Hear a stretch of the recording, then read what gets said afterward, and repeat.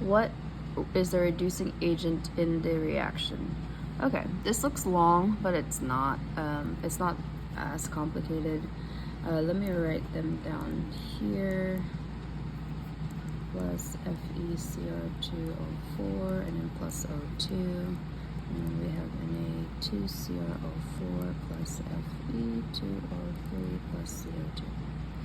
Okay, so let's start with the ones that we know, right? We have oxygen over here, so that's always a -2. So if that's a -2, that would be a -4, right? So then we would have a +4 for our carbon there.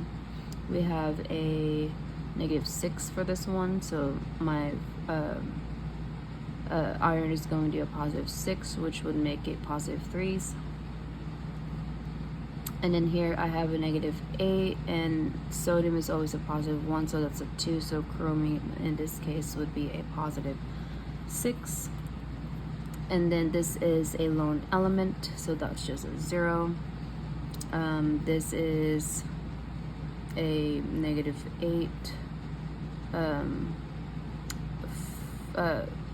Iron here is a +2 because chromate ion is a -2, right? So that means, and they look like they're balanced. In this case, no subscripts or anything, so iron must be a +2 in this case. So that means that chromium in this case would be a +3 each, because it would have been 6, but then it would be +3 each because we have 2 chromiums there. And then lastly, we have a -6 for our oxygen there, and a +2 for sodium. And then so this must mean that our carbon is a +4. Okay, let me write this down as a -4 just so you guys don't get confused.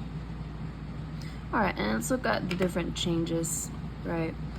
Sodium stayed the same.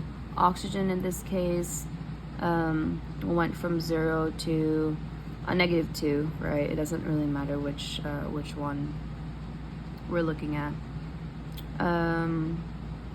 Chromium came from a +3 to a +6 there.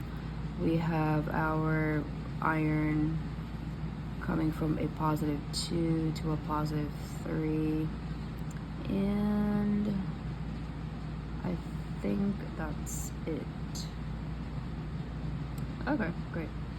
Now it's asking what is the reducing agent, so that means that we need to find something that is oxidized, right?